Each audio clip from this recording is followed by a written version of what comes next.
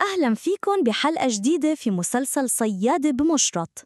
تبدأ الحلقة بذكريات قديمة من طفولة سيهون.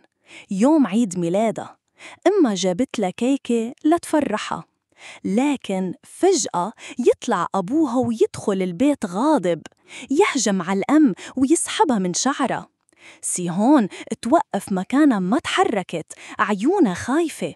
المسكينة مشان ما تسمع أمها وهي بتنضرب تحط إيدينا على أذنيها وتكمل تحتفل بعيد ميلادها، وبكل خوف تطفي شمعة ميلادها والدموع تنزل من عيونها.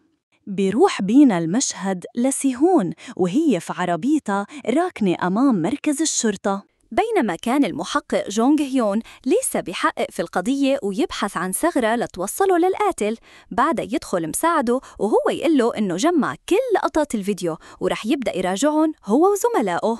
بينتقل بينا المشهد لسي هيون وهي تشوف منزل لتسكن فيه طول فترة التحقيق، وأول منزل تلاقيه تستأجره وتطلب من صاحبة البيت إنها تنتقل للبيت اليوم. تستغرب صاحبة البيت لكنها توافق بدون تردد. نشوف المحققين وهم في مقهى يسألون حبيبة الطبيب مين هو عن أي شيء يمكن يساعدهم في التحقيق، فبترد وتقول إنها تشك في سي هيون لأنها كانت إنسانة باردة ومخيفة. ولما كانوا يحققوا معها حكت لهم على قضية نام سونغ هيون، وهي القضية يلي كان الطبيب أو مين هو أخطأ فيها، وطلب من سي هيون إنها تتغافل عليها وما تفضحه لما زور تحاليل. بينتقل بينا المشهد لمحل السيد شوي وهو جالس مع جاراته، حينها تمر سيارة شرطة. تنزعج الجارة من صوت سيارة الشرطة، فيخبرها شوي إنه من الجيد إنه تكون سيارة شرطة تمر كل شوي، خاصة في شارعنا لأنه كتير ضلمة بالليل. بيتغير الموضوع لما جارته تطلب منه يساعدها في إصلاح قفل الباب، لأنه في شخص رح يستأجر البيت وهو شخص مشهور. فيسأل مين؟ تقول له طبيبة شرعية مشهورة من سول، فيعتذر لها لأنه مشغول وبكرة يوم وفاة زوجته وبنته، ولكن يخبرها إنه حتى لو كان حيتأخر فأول ما يوصل حيصلح القفل. سيهيون تروح لنفس الزاوية اللي لقوا فيها جثة مين هو، وتلاحظ ورقة إعلانات معلقة تتذكر نفسها وهي صغيرة لما كانت تسحب الحقيبة. النظرة في عيونها تقول أنا أعرف هذا المكان وأنا جزء من القصة. لا، أنا هي القصة. ترجع بينا ذاكرتها ليوم عيد ميلاده بعد ما كمل أبوها ضرب في أمه طلع لعندها. رد فعل سيهيون من الخوف كان صادم. الطفلة الصغيرة لاحت جابت ممسحة وإجت تنظف الدم يلي كان بالأرض. أبوها كان مصدوم من ردة فعلها، كان يتطلع فيها مو مصدق من الشي اللي شايفه. المحقق جونغ هيون ما زال وراء القضية، يتابع تسجيلات الكاميرات، يحاول يربط تحركات منه والمشتبه فيه. يلاحظ إنه المجرم يختفي عن الكاميرات فجأة كأنه يعرف الزوايا العمياء.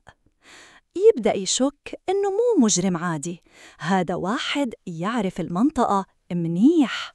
تركب سيهيون الباص، بس وهي جالسة تجيها توهمات إنه مين هو يكلمها. بعدها تشوف رجال غريب لابس قبعة سودا جالس وراها، يقترب منها شوي شوي ويهمس باسمها القديم سي. هون صارت ترجف من الخوف، أنفاسها تتزايد، تلتفت بس ما تلقى أحد. هل هو كان حقيقي ولا بتتوهم؟ الوضع النفسي لسيهيون صار ما بيطمن. المحقق جونغ هيون لساته يتبع خط سير الطبيب أو مين هو خلال اليوم اللي انقتل فيه. نروح لعند شوي وهو جالس قدام شاحنته البيضة. بعديها تناديه فتاة صغيرة وتقله إنها انتحت من التنظيف. بينقطع المشهد ونروح لجونغ هيون يلي ما وصل لأي شيء. بالصدفة شاف سي هيون. يرجع المشهد لتشوي وهو يجهز في جسد البنت يلي قتلها في المحل الحلقة اللي فاتت. تشتغل الموسيقى، الدم الطاير، مشهد مرعب. والفتاة الصغيرة تنتظر برا وهي تاكل كيمباب. نرجع لسيهيون وجونغ هيون وهما في مطعم. يورجيها جونغ صورة الشخص في الحفلة ويسألها إذا تذكرت شي، بس هي تنكر وتقول لا. تطلع سيهيو من المطعم وفي طريقة للبيت تشوف جثة جديدة لامرأة مقتولة ومربوطة بخيط أحمر والقدم مقطوعة.